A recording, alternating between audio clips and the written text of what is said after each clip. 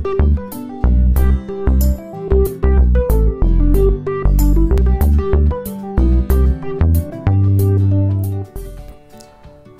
Friends, मैं doctor विकास विजय और आप देख रहे हैं हमारा चैनल अकाउंट्स गुरु।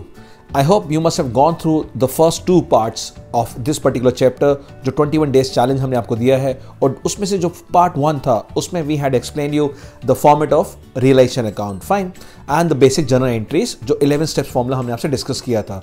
और सेकंड पार्ट में मैंने एक्सक्लूसिवली बनाया ट्रीटमेंट ऑफ रियलाइजेशन एक्सपेंसेस, क्योंकि इसकी नॉलेज होना बहुत जरूरी है। तो उन 2 पार्ट्स के बाद, जैसा मैंने प्रॉमिस किया था, आज मैं लेके आया हूं आपको 2 न्यूमेरिकल्स। और अगर ये 2 न्यूमेरिकल्स आपने स्टार्टिंग से लेके एंड तक सुन लिया और वीडियो को देख लिया, तो मान लीजिए कि अब इस चैप्टर में आपको प्रॉब्लम रहेगी नहीं। और इसमें लेजर्स के अलावा मैं रिक्वेस्ट करूंगा कि जर्नल एंट्रीज भी आप बनाएं इस वीडियो के खत्म होने के बाद अपने आप। और इसका जो आप कह सकते हैं इसका स्क्रीनशॉट या फिर इसका जो पीडीएफ है, मैं आपको लिंक शेयर करूंगा डिस्क्रिप्शन बॉक्स में गूगल ड्राइव के through, fine. So don't worry, आप इसका भी स्क्रीनशॉट ले सकते हैं लेना चाहें, और मैं वैसे भी आपको प्रोवाइड करूंगा। तो ये एक ऐसा आज प्रॉब्लम है, अगर आपने इसको स्टार्टिंग से लेकर एंड तक वीडियो देख लिया तो मान लीजिए आज आपके सारे डाउट्स क्लियर होने वाले हैं इस चैप्टर से। बट आगे बढ़ने से पहले मैं वही पूछूंगा कि क्या आप ये वीडियो अपने शेयर कर रहे हैं उन फ्रेंड्स से जो रियली मदद चाहते हैं आपसे, क्योंकि मैं हमेशा कहता हूं शेयरिंग इज केयरिंग। और अगर अभी तक आपने हमारा चैनल अकाउंट्स गुरु नहीं सब्सक्राइब किया तो प्लीज रिक्वेस्ट करूंगा जल्दी से सब्सक्राइब कीजिए, रेड कलर का बटन है उसको क्लिक कीजिए, और जो बेल है उसको भी आप क्लिक कीजिए, ताकि ऐसी और भी यूजफुल वीडियो डायरेक्ट आपको मिलती रहे। तो शुरू करते हैं आज का वीडियो। और आज इस प्रॉब्लम में आप देख पा रहे हैं कि एक कॉम्प्रिहेंसिव प्रॉब्लम मैंने लिया है, और समझाते हैं इसको स्टेप वाइज। जो मैंने 11 स्टेप्स आपको समझाया वीडियो में, उसी 11 स्टेप्स के थ्रू समझते हैं। सबसे पहले हम देखेंगे एसेट साइड पे। अगर आप इसको देख पा रहे हैं एसेट साइड पे जरा फोकस कीजिए। क्या एसेट साइड पे हम देख पा रहे हैं कौन कौन से एसेट्स हमें गिवन है? यस, हम देख पा रहे हैं कैश हमें गिवन है, हम देख पा रहे हैं डेटर्स गिवन है, स्टॉक है, बीआर है, बिल्डिंग, अदर फिक्स्ड एसेट्स, क्यूज कैपिटल ओवरड्रॉन यानी debit balance of partners capital account, और प्रॉफिट एंड लॉस यानी कि हमारा ये नेट लॉस है, फिक्टिशियस एसेट, और ये पार्टनर्स कैपिटल के डेबिट पे जाएगा। मैं ये कहना चाहूंगा जब आपको 15 मिनट रीडिंग के मिले, 15 मिनट्स, तो आपका आधा पेपर वहीं सॉल्व होना चाहिए। यानी आप यहीं पे इसको हाईलाइट से मार्क कर दीजिए कि ये मेरा profit and loss account given है। इट मींस व्हाट, मुझे इसको प्रॉफिट एंड लॉस को पार्टनर से बांटना है और आपसे गलती नहीं होगी। ये काम आप 15 मिनट्स रीडिंग टाइम में करेंगे, फाइन। अब बात करते हैं कि इसमें कौन कौन से एसेट्स क्लोज होंगे। अब आपने देखा कैश तो हमारा कैश अकाउंट का डेबिट बैलेंस होगा, ओपनिंग वो नहीं क्लोज होगा। बाकी debtor, stock, bill receivable, building, other fixed asset, और ये भी क्यूज कैपिटल भी अपने कैपिटल अकाउंट में डेबिट बैलेंस में टू बैलेंस बीडी जाएगा। तो यहाँ डेटर से लेके हमारे पास फिक्स्ड एसेट तक ये है हमारा स्टेप 1, जो मैंने आपको स्टेप 1 अपना 11 स्टेप फॉर्मूला में बताया था, फाइन। अब देखते हैं लायबिलिटी साइड, और लायबिलिटी साइड को देखते हैं क्या है लायबिलिटी साइड में खास बात। लायबिलिटी साइड में है sundry creditors, loan from M, bills payable और कैपिटल ओ और पी। क्यू वहां पे था और ओ यहाँ पे, और पी यहाँ पे है। कुछ बच्चे 10 में से मैं कहना चाहूँगा कम से कम 2 या 3 बच्चे कंफ्यूज होंगे लोन फ्रॉम एम। ये एम को देखते ही मन में एक नोशन सा बना होता है किसी का नाम लिखा है तो वो पार्टनर ही होगा। नो, ये पार्टनर्स लोन नहीं है, ये आउटसाइडर लोन है, बिकॉज पार्टनर्स हमारे ओपी हैं और क्यू हैं, फाइन। तो ये जो हमारा नॉर्मल एक क्रेडिटर्स जो होता है हमारा, उसकी तरह ट्रीट करेंगे, एक्सटर्नल लायबिलिटी है हमारी ये, और ये भी रिलेशन में क्लोज करेंगे, फाइन। तो अगर हम बात करें स्टेप 2 क्या होगा, क्रेडिटर्स भी क्लोज होगा, एम लोन भी क्लोज होगा, बीपीपी, तो ये हमारा स्टेप 2। यानी जो हमने आपको 11 स्टेप्स सिखाया उसमें से 2 स्टेप हम कर चुके हैं। यानी ये जो स्टेप 1 होगा ये रिलेशन के डेबिट में जाएगा, और ये जो स्टेप 2 है ये रिलेशन के वेरी गुड क्रेडिट पे जाएगा। यानी इसकी एंट्री बनेगी रिलेशन टू सन्ड्री एसेट्स और इसकी एंट्री बनेगी सन्ड्री लायबिलिटीज टू रिलेशन। अब बात करते हैं एडजस्टमेंट्स की। एडजस्टमेंट पढ़ते हैं, हमें एक एक करके देखेंगे, और फिर अगेन मेरे साथ बताइएगा कि ये कौन सा स्टेप होगा या ये रिलेशन में कहाँ जाएगा, उस पर आप मुझे बताएंगे, फाइन। फर्स्ट स्टेप पढ़ते हैं, फर्स्ट एडजस्टमेंट, डेटर्स डिलाइज ऑन दैट डेट 42,800। अब डेटर्स को बेचा है, अब आप समझ पा रहे हैं जब डेटर्स को सेल किया या पैसा रिलाइज किया, बाय में आता है कैश में, यानी एंट्री नंबर 3 है। थर्ड एंट्री होगी बाय कैश रिलेशन अकाउंट में के अंदर, फाइन। गुडविल जो सोल्ड किया वो 15,000 में, yes goodwill can be sold, और वो भी बाय कैश के नाम से आएगा। Stock in trade realise 36,000, again ये बाय कैश के नाम से आएगा। Half of the sundry other fixed assets, ये जो अदर फिक्स्ड एसेट्स हमारे पास गिवन थे ऊपर, वो थे हमारे 35,000 के। उसमें से जो आधे हैं हाफ यानी 17,500, they were sold at 10% less than book value, यानी हाफ हो गया 17,500, उसमें से हम माइनस करेंगे 1750 और अमाउंट आएगा 15,750, वो बेचा। और जो बाकी हाफ बच गया उसको 20% अबव बुक वैल्यू यानी 20% प्रॉफिट पे बेचा है। तो जो हाफ होगा 17,500 प्लस 20%। आप कर सकते हैं, वीडियो को पॉज कर सकते हैं और आप अपनी कैलकुलेशन नोटबुक में कर सकते हैं कि इसके 2 पार्ट्स में डिवाइड कर दो 35 को। आधा 17,500 और आधा 17,500। जो आधा 17,500 है उसमें माइनस कीजिए 10% और आएगा 15,750, और जो बाकी का हाफ है उसमें ऐड कीजिए 20% और फिर आएगा वो 21,000, और दोनों को ऐड करेंगे तो 36,750 वो हम रियलाइजेशन में बाय कैश के नाम से डालेंगे। एक बार फिर बताना चाहूँगा, I would love to go slow at this particular time, क्योंकि यहाँ आके जो थोड़ा सा मैथ्स के बच्चे जो नॉन मैथ्स वाले होते हैं या मैथ्स में डर आता है वो ये पॉइंट समझ नहीं पाते, लेस बाय 10%, मोर बाय 20%। तो समझिए पहले इसके दो टुकड़े कर दीजिए, हाफ हाफ, फाइन। आधा जो हाफ किया उसमें माइनस 10%, जो आधा हाफ किया उसमें प्लस 20%, और दोनों को ऐड कर दीजिए, सेल प्राइस आ जाएगा। ये एंट्री नंबर 3 रहेगी। आगे देखते हैं P took over the bill receivable at ₹21,000। ये एंट्री नंबर 4 है जो हमने आपको पार्ट 1 में सिखाया था। एंट्री नंबर 4 कि जब भी कोई एसेट पार्टनर ले जाए वो रियलाइजेशन में बाय पार्टनर के नाम से आएगा, और जनरल एंट्री होगी P account debit to realisation, ना कि P account debit to BR। एक बार एसेट क्लोज हो जाते हैं फिर ये हमारा एसेट नाम नहीं रहता, और सिमिलरली लायबिलिटीज एक बार क्लोज हो जाए तो भी लायबिलिटी नाम नहीं रहता, उन दोनों का नाम हमारा रियलाइजेशन बन जाता है। और अब देखिए एग्रीड टू पे, ये पी के लिए कह रहे हैं, पी ने ही एग्रीड टू पे किया कि मैं बिल्स पेबल की पेमेंट भी दे दूंगा, यानी ये liability taken by the partner है, और ये डेबिट साइड पे रियलाइजेशन क्या आएगा, टू पी, और ब्रैकेट में हम लिख देंगे बिल्स पेबल। ये एंट्री नंबर 6 है जो हमने 6 स्टेप सिखाया था, liability taken by the partner, और 5th होता है लायबिलिटीज पेड ऑफ। फाइन, चलते हैं next part. There was an unrecorded typewriter of 3,000 which was taken over by Q at 1,900। हमने कहा था आपको जब भी कोई एसेट कोई पार्टनर ले जाए तो हमारी एग्रीड वैल्यू आती है, और एग्रीड वैल्यू यहाँ कितना है 1,900 है, और अब इसका डिफरेंस कहीं नहीं शो करेंगे। वो एडमिशन, रिटायरमेंट, डेथ में होता है कि डिफरेंस को हम रिवेल अकाउंट में लॉस या प्रॉफिट दिखाते हैं, बट यहाँ पे हमारा एग्रीड वैल्यू आएगा 3,000 का, कुछ भी नहीं करेंगे। ये पॉइंट बहुत ही इंपॉर्टेंट है और बच्चे ध्यान से सुनिएगा उसको, और इसको नोट भी कर लीजिए कि जब भी आप जाएं इस पॉइंट को जरूर करके जाएं कि यहाँ पर एक बिल रिसीवेबल था 4,000 का जो हमने महेश से रिसीव किया था, वो डिस्काउंटेड था बैंक से, यानी 11th क्लास में बिल ऑफ एक्सचेंज का टॉपिक है डिस्काउंटेड बिल।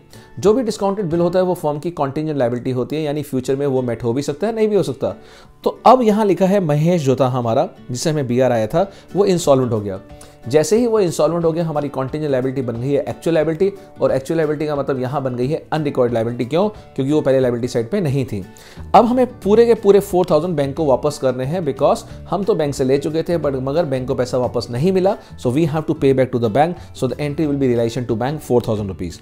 और आगे ये बात बहुत इंपॉर्टेंट है कि अब ये हमने पढ़ चुके थे, 11th क्लास में हमने पढ़ा था कि जब लिखा होता था 60 पैसे न रुपीज़ रिकवर्ड फ्रॉम डेटर, वही पॉइंट ये है कि 40 पैसा यानी 40% हमें रिकवर्ड हो गया इस महेश की जो भी प्रॉपर्टी थी, एस्टेट थी, जो फिक्स एसेट्स है, उसको बेच के हमें मनी रिकवर हुआ 40%। तो 4,000 का 40% हमारा होगा 1,600, वो भी रिलेशन के बाय कैश में हम शो करेंगे। Fine, last point, a creditor of ₹1,500 omitted from the book was also paid. ये भी अगेन वो कह रहा है कि एक अनरिकॉर्डेड लायबिलिटी थी, उसको हमने पे कर दिया। फाइन, तो अब ये जितने भी हमने ट्रांजेक्शन देखी है मैं स्टेप बाय स्टेप आपको रिलेशन अकाउंट में दिखाना चाहूंगा, और देखते हैं आपको क्लियर है या नहीं है। फाइन, और आप स्क्रीनशॉट ले चुके हैं और आई होप आप उसको यहां से आंसर मैच करना शुरू कर सकते हैं। तो शुरू करते हैं हमारा सॉल्यूशन, और मैं मान के चल रहा हूं कि आपने जो भी अभी तक डिस्कशन की है उसके हिसाब से आप 11 स्टेप्स को अप्लाई करने में अब आप सीख चुके होंगे। और पहला स्टेप सबसे पहले हम देखते हैं हम क्या करेंगे। सबसे पहले हमने एसेट्स को क्लोज किया। Number 1, all assets are close. यहाँ सारे एसेट्स हमने क्लोज कर दिए डेबिट साइड पे, और बाहर डाल दिया एट बुक वैल्यू। ध्यान रखिएगा ये बुक वैल्यू पे आता है, यानी जो बैलेंस शीट में वैल्यू गिवन थी वो। एंट्री नंबर 2 में creditors, loan from M, bills payable, ये तीनों हमारी एक्सटर्नल लायबिलिटी दी है, हमने क्लोज कर दिए। एंट्री नंबर 3, जितने भी एसेट जो ऊपर बेचे थे हमने डिस्कस कर चुके हैं ऑलरेडी, डेटर्स, गुडविल, स्टॉक और फिक्स एसेट्स का मैंने आपको डिटेल में बताया कि हाफ और हाफ बेचा हमने, हाफ 10% लॉस में और हाफ 20% प्रॉफिट में, तो वो अमाउंट हम निकाल चुके थे। और बिल्डिंग हमारी 50,000 की बिक चुकी है, ये एंट्री नंबर 3 थी। 4th है हमारा क्या, पी जो ले गया था बिल रिसीवेबल, वो बाय पी आ गया, और क्यू जो है टाइपराइटर ले गया, वो भी यहाँ पे हमारा 1900 पे एग्रीड वैल्यू शो कर दिया। फाइन, बात ये आती है बाय कैश। ये बाय कैश क्या है, जो हम 40 पैसा रुपये बात कर रहे थे, 4,000 में से 40%, वो 1,600 भी बाय कैश में यहाँ आ गया, तो ये भी हमारा बाय साइड क्लियर हो गया। अब चलते हैं डेबिट साइड में। जब हम पेमेंट्स करेंगे लायबिलिटीज़ की, या कोई लायबिलिटीज़ पार्टनर ले जाएगा, उसका इफेक्ट हम डेबिट पे शो करते हैं। तो सबसे पहले 2P यानी वो बिल्स पेबल जो P ले गया था उसकी एंट्री है। 2 कैश है, जो डिस्काउंटेड बिल डिसऑनर हुआ था हमारा, भी 4,000 का हम ऊपर डिस्कस कर रहे थे कि बैंक से डिस्काउंट कराया था, वो डिसऑनर हो गया, तो वी हैव टू पे 4,000 रुपीज़। एंड बाकी बची जो लायबिलिटीज है, क्रेडिटर्स और ओमिटेड जो भी लास्ट में पॉइंट था क्रेडिटर्स का, वो पे कर दिया।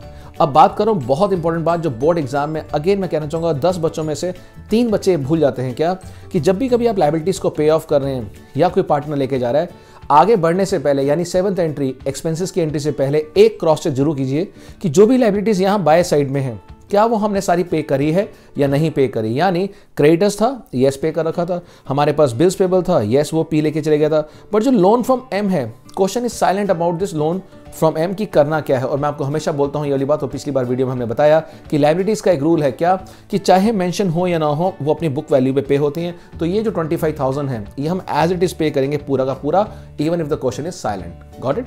नेक्स्ट, यहाँ पे एक्सपेंसेस के बारे में कुछ था नहीं इस क्वेश्चन में, तो हमने एक्सपेंसेस की एंट्री में क्रॉस लगा दिया, 7th एंट्री में क्रॉस, और 8th एंट्री हमारा बैलेंसिंग फिगर, क्रेडिट साइड बड़ी थी तो बैलेंस डेबिट में आया, और इसको हमने कैप इनके रेशियो में बांट दिया, और रेशियो है इक्वल तो इक्वल रेशियो बांट दिया। तो ये हमारा 8 स्टेप्स का फॉर्मूला हो चुका है। एक बार दोबारा से रिवाइज करते हैं जल्दी से। First step asset close, second step liabilities, third asset sold, fourth asset taken by the partner, fifth liabilities paid off to cash, sixth liabilities taken by the partner, seventh is expenses जो है नहीं, और 8th is the balancing figure. Fine. अब जो 9th entry है वो 9th entry वो है जो एक्यूमुलेटेड प्रॉफिट लॉस को ट्रांसफर करते हैं, और वो एक्यूमुलेटेड प्रॉफिट लॉस हम लायबिलिटी साइड में देखेंगे या एसेट साइड में। और एसेट साइड में हमें पता था वो पीएनएल लॉस गिवन है, लायबिलिटी साइड पे कोई नहीं गिवन, जनरल रिजर्व या पीएनएल या कोई भी ऐसा कुछ, तो सिर्फ ये लॉस बांटेंगे हम पार्टनर्स के डेबिट में, और क्यू का भी डेबिट बैलेंस आएगा। तो ये था हमारा क्या, रियलाइजेशन अकाउंट। और अब चलते हैं पार्टनर्स कैपिटल पे। नाउ अब हम देखते हैं पार्टनर्स कैपिटल अकाउंट। और पार्टनर्स कैपिटल अकाउंट के लिए सबसे पहले क्या देखेंगे कि क्या क्या आइटम हमने डेबिट पे डाली है और कौन सी आइटम हमने क्रेडिट पे डाली है, उसको समझते हैं। फाइन। तो पार्टनर्स कैपिटल अकाउंट के अंदर सबसे पहले बाय बैलेंस बीडी देखिए क्या क्या हमें गिवन है, सिर्फ ओ और पी का। क्यों? क्योंकि क्यू का तो हमें डेबिट बैलेंस था, तो हम डेबिट बैलेंस ने यहां दिखा दिया हमने 15,000। बाय में आ गया हमारा रिलेशन जो बिल्स पेबल लेके गया था पी, प्रॉफिट हमने तीनों का डाल दिया। जो बाय कैश है, जो बैलेंसिंग फिगर आएगा वो लास्ट में आएगा जब हम दोनों साइड को बैलेंस करेंगे। चलते हैं डेबिट साइड पे, टू बैलेंस बीडी 15,000 क्यू का बैलेंस, पीएनएल जो एक्यूमुलेटेड लॉस था इस साइड पे सबको बांट दिया, जो बीआर जो था जो हमें बीआर लेके गया था वो हमने डाल दिया, और बाकी जो एसेट्स हैं हमारा वो हमने 1900 डाल दिया टाइपराइटर। और फिर जो बैलेंसिंग फिगर है क्यू ओ का, यहाँ से क्रेडिट का टोटल माइनस डेबिट का माइनस करके balancing figure 2 cash, same with the P 2 cash, और क्यू के अंदर बाय कैश, यानी ये बाय कैश कैश के डेबिट में जाएगा, और जो 2 कैश है वो कैश के क्रेडिट पे जाएगा। अब खोलते हैं कैश अकाउंट। ओपनिंग बैलेंस हमें गिवन था। अब जो जो रिलेशन में बाय कैश आया था वो सब 2 में आएगा, देखिए दोनों 2 आ गया, पार्टनर्स का भी 2 में यहाँ पे आ गया, और जो जो रिलेशन में 2 कैश था एक तो वो आएगा, दूसरा यहाँ जो पार्टनर्स कैपिटल की बैलेंसिंग फिगर वो आएगी, और लास्ट में हमारा कैश अकाउंट टैली हो जाएगा। फाइन। सो आई होप ये आपको कॉन्सेप्ट समझ आ गया होगा। और यहाँ हमने जो वर्किंग नोट्स में दिखा रखा है बुक एसेट्स जो हमारे फिक्स एसेट्स है, हाफ ऑफ करके कैसे बांटा, 17,500 का हाफ माइनस और उसका 20% हाफ का ऐड कर दिया, यहाँ 10% माइनस के हैं, 20% ऐड, और हमारा सेलिंग प्राइस आ गया था। और जो 4,000 का बिल था उसमें से 40% जो पैसा आया वो कैश टू रिलेशन हमें बन गया। अगर वो एंट्री नहीं गिवन होती 40% वाली तो सिर्फ हम पे करते 4,000, लेते कुछ नहीं। फाइन। तो ये था हमारा एक एग्जाम्पल। अब चलते हैं दूसरे एग्जाम्पल पे, एक और इंपॉर्टेंट एग्जाम्पल पे। इस 2 एग्जाम्पल के बाद आप कहेंगे कि यस अब मेरा कॉन्फिडेंस लेवल बन चुका है और डिसोल्यूशन मुझे समझ आ गया। तो जल्दी से इसका भी आप स्क्रीनशॉट ले लीजिए ताकि हम इसको आगे डिस्कस करेंगे डिटेल में। यस, ये है आपका इलस्ट्रेशन नंबर 12 जो हम डिस्कस कर रहे हैं, और पूरा का पूरा इसके अंदर वंस अगेन कुछ अच्छे कॉन्सेप्ट्स हैं जो आपको डिसोल्यूशन को बेहतर करने में हेल्प करेंगे। इस क्वेश्चन के अंदर सबसे पहले कैपिटल रेशियो में प्रॉफिट्स को डिवाइड करना है, यानी पिछले क्वेश्चन में इक्वल था, यहाँ कैपिटल रेशियो है तो हम कैपिटल रेशियो है 8:7:5 ले लेंगे। फिक्स एसेट्स क्लोज होगा, इन्वेस्टमेंट क्लोज होगा, स्टॉक डेटर्स पूरा क्लोज होगा, और ये प्रोविजन क्रेडिट साइड पे जाएगा मगर पे नहीं होगा, बिकॉज हमने बताया था आपको जो भी एसेट्स का स्पेसिफिक प्रोविजन है वो पे नहीं होता, वो सिर्फ क्रेडिट होता है, because they are not the actual liability या एक्सटर्नल लायबिलिटी नहीं है जो पे करना हो, ये तो सिर्फ हमारा हमने प्रॉफिट को सेट असाइड कर रखा है। कैश बैंक क्लोज नहीं होगा, प्रीपेड इंश्योरेंस क्लोज होगा। फाइन। लायबिलिटी साइड पे आते हैं, पार्टनर्स कैपिटल नहीं क्लोज होते, ये पार्टनर्स कैपिटल में जाएंगे, by balance BD. Workmen's fund 25,000 है और यहाँ पे वर्कमेंस क्लेम है 7,000। ये पॉइंट बड़ा इंपॉर्टेंट है कि अगर आपके पास फंड गिवन है कितना 25 और क्लेम है 7, तो जितना क्लेम है वही रिलेशन के क्रेडिट साइड पे जाएगा 7,000 और पे ऑफ हो जाएगा। जो बाकी का अमाउंट बचेगा 18,000 वो पार्टनर्स में उनके प्रॉफिट शेयरिंग रेशियो में डिवाइड हो जाएगा क्रेडिट साइड पे। प्रोविडेंट फंड 15,000 है, ये भी नॉर्मल लायबिलिटीज की तरह है, क्लोज होगा रिलेशन में लायबिलिटीज के साथ और पे ऑफ हो जाएगा। क्रेडिटर्स क्लोज होगा, लोन फ्रॉम एक्स फादर और आउटस्टैंडिंग एक्सपेंस भी हम क्लोज करेंगे। फाइन। आओ अब देखते हैं एडजस्टमेंट्स को। एडजस्टमेंट के अंदर देखें हम क्या लिखा है, फिक्स एसेट्स जो है वो हमने सोल्ड किए हैं 1,10,000 के, तो ये बाय कैश में आ जाएगा, और इसके ऊपर एक्स को 5% कमीशन देना है हमने एक्स को। तो फर्म एक तरह से कुछ आप कह सकते हैं कमीशन या रेमुनरेशन जो देते हैं उसकी एंट्री होती है रिलेशन टू पार्टनर, तो 5% इसका निकालेंगे, 5,500 रिलेशन के डेबिट पे जाएगा। Investments was sold for 24,000 normal entry है, कैश टू रिलेशन, रिलेशन के बाय कैश में आएगा। Stock was taken by Y at an agreed value of 87,000, तो अगेन asset taken by the partner, तो रिलेशन में बाय वाई आ जाएगा।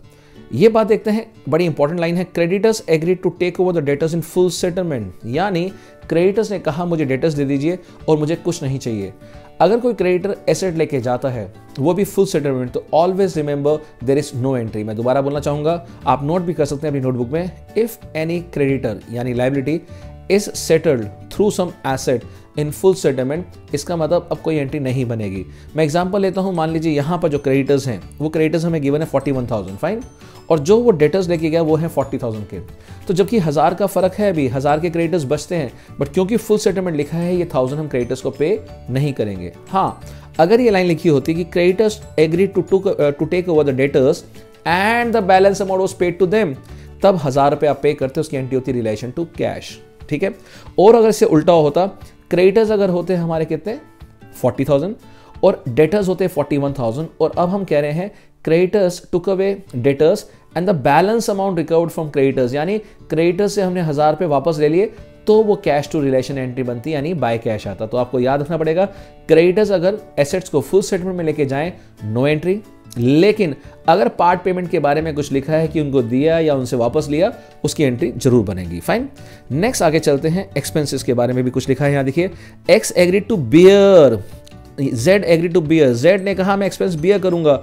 आपको सेकंड पार्ट वीडियो में मैंने बताया था, जो भी कोई भी पार्टनर अगर एक्सपेंसेस बॉर्न करता है, बर्डन लेता है, उस पर दबाव पड़ रहा है, वो डेबिट होगा, उसका कैपिटल रिड्यूस होगा, और जब भी कैपिटल रिड्यूस होता है वो डेबिट होता है, फाइन।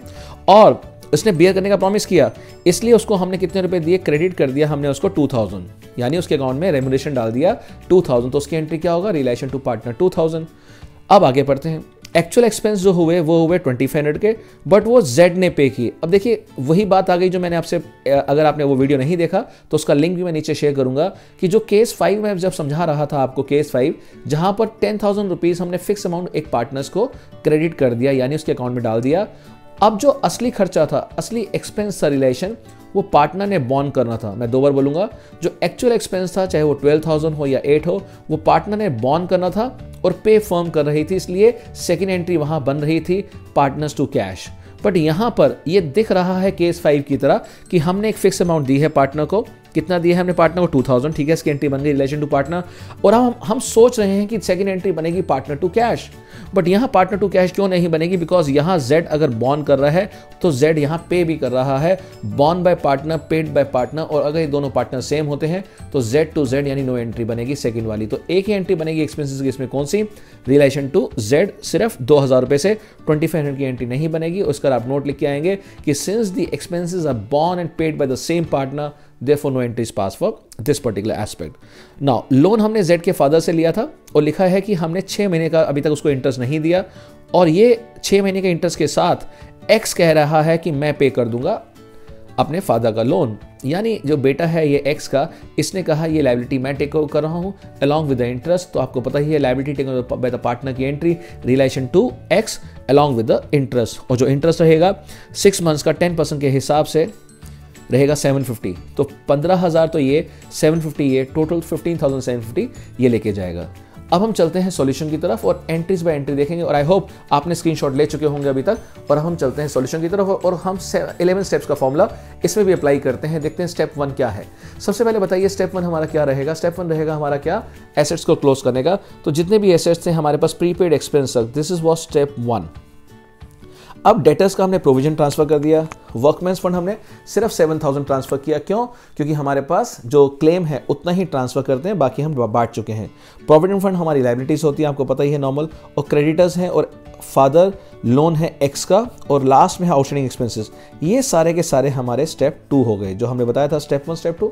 अब स्टेप 3 चलते हैं। जितने भी एसेट्स हमने सेल ऑफ किए वो हमारा स्टेप 3 था, बाय कैश, फिक्स एसेट्स बेचा, इन्वेस्टमेंट बेचा, और जो वाई है, वाई स्टॉक लेके चले गया था, वो हमारा है step 4, any asset taken over by the partner is by partner. और अगर जनरल एंट्री की बात करें तो मैं हमेशा बोलता हूँ एंट्री बनती है एंटी क्लॉकवाइज, इस तरह से एंट्री बनती है। तो जो एंट्री इस तरफ है वो रिलेशन टू दिस, और जो इस तरफ है ये सारी item debit to relation.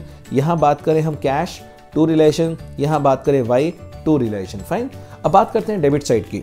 Debit side पे जो हमने लायबिलिटीज पे ऑफ करी है वो है टू कैश, वर्कमैन्स क्लेम जो पे किया, प्रोविडेंट फंड जो किया और आउटस्टैंडिंग एक्सपेंसेस किया।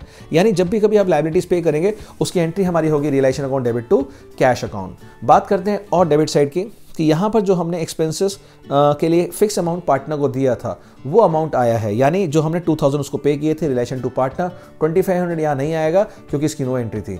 अब लास्ट पॉइंट, एक्स कैपिटल जो फादर्स लोन उसने टेक ओवर किया 15,000 का था और 6 मंथ्स का इंटरेस्ट 750 बन रहा था, हमने 750 के साथ उसको डेबिट में डाल दिया। अब टोटल किया तो डेबिट साइड बड़ी थी तो हमारा लॉस आ गया 4250 और वो हमने कैपिटल रेशियो में बांट दिया 875।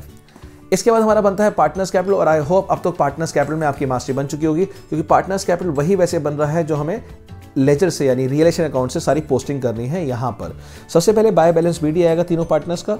वर्कमैन्स फंड हमें पता है 25,000 में से क्लेम 7,000 हम पे कर चुके हैं, रिमेनिंग अमाउंट हमारी बढ़ चुकी है। और जो कमीशन की बात थी जो हमने 5500 जो अभी दिया पार्टनर को जिसने सेल किया था 1,10,000 में एक्स ने, उसका 5% रिलेशन टू एक्स था वो भी आ गया। एक्सपेंसेस की एंट्री जो फिक्स अमाउंट हम दे चुके थे 2000 वो भी आ गया हमारा, और फादर्स लोन जो 15,750 यानी 15,000 प्लस 750 वो भी हमारा क्रेडिट में आ गया। यानी कोई भी चीज़ लाइबिलिटीज टेकन हो ओवर हो या कोई कमीशन दिया हो, कोई भी ऐसी चीज़ जो डेबिट साइड पे होती है रिलेशन के, वो पार्टनर्स के क्रेडिट में आ जाती है। बात करते हैं डेबिट साइड पे, जो वो स्टॉक लेके गया था बाय जो हमने रिलेशन अकाउंट के अंदर हमने बाय वाई लिखा था उसको 87,000 पे, वो भी हमने यहाँ पर डाल दिया 87,000। जो रिलेशन का लॉस है वो भी तीनों का डाल दिया। और अब क्रेडिट माइनस डेबिट यानी दोनों साइड का डिफरेंस लेना है, और दोनों साइड का डिफरेंस देखा तो हम देखा एक्स और जेड को हम पैसा पे कर रहे हैं और वाई से हम ले रहे हैं। सेम कैश अकाउंट बनाएंगे, ओपनिंग बैलेंस कैश का गिवन था, और पुरानी बैलेंस शीट में हम देख पा रहे हैं बैंक बैलेंस भी गिवन था, यानी कैश और बैंक दोनों थे। अगर कैश और बैंक दोनों होते हैं तो कोई भी आप एक अकाउंट खोल लीजिए, जो अकाउंट खोलेंगे सारी एंट्री उसके नाम से होगी, और दूसरे का जो अमाउंट होता है या तो विड्रॉ कर लेंगे बैंक से और या फिर कैश को डिपॉजिट कर देंगे। तो यहाँ एज्यूम किया हमने कैश अकाउंट और बैंक का अमाउंट हम विड्रॉ कर चुके हैं, हमारे पास आ गया पैसा तो हम यूज़ कर सकते हैं। दूसरा to relation sale of assets, जो रिलेशन में बाय कैश था वो 2 में आ गया, और जो वाई कैपिटल अकाउंट का बैलेंसिंग फिगर था वो हमारा यहाँ आ गया। और जो जो चीज़ पे किया था, जैसे हमने लाइबिलिटीज पे करी थी 24,000 की, हमने एक्स और जेड को पे किया था 2 कैश, वो भी यहाँ आ गया और कैश अकाउंट टैली कर जाएगा। और नोट हमने एक्सपेंसेस के बारे में लिख दिया कि actual expenses born and paid bye Z, इसलिए एंट्री नहीं बनी।